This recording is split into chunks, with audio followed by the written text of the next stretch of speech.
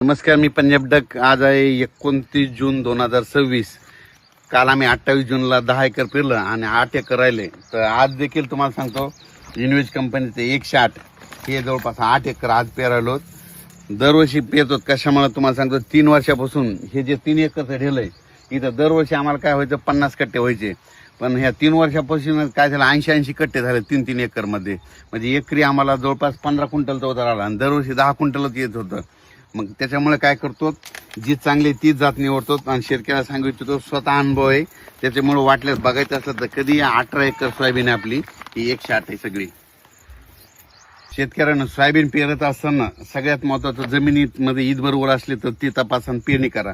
त्याच्यानंतर बियाणाला काय करा एखादं औषध लावा आणि खत असा घ्या पेरणी यंत्रापासून असा फास्ट गेला पाहिजे. त्याच्यानंतर सगळ्यात महत्वाचं पेरणी करत असताना सोयाबीन पेरणी करत असताना जर पाऊस येणार असला तर इतक्या 2 कांड्याचं असं गेलं पाहिजे. असं दिसतं सोयाबीन पेरायचं. जर पाऊस येण्याची गॅरंटी नसली तर मग तुम्ही खोल मग चांगलं इतकं पेरायचं.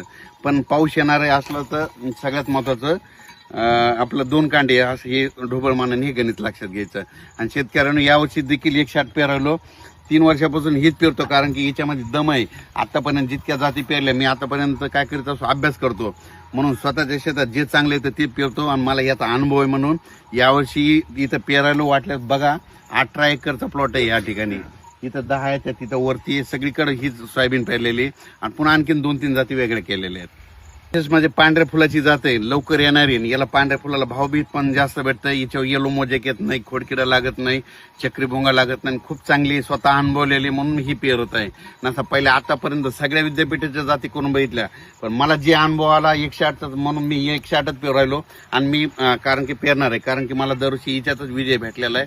हिनं मला खूप जिंकून दिलेलं आहे म्हणून त्याच्यामुळे उतार जास्त आलेला म्हणून ही पेरत आहे.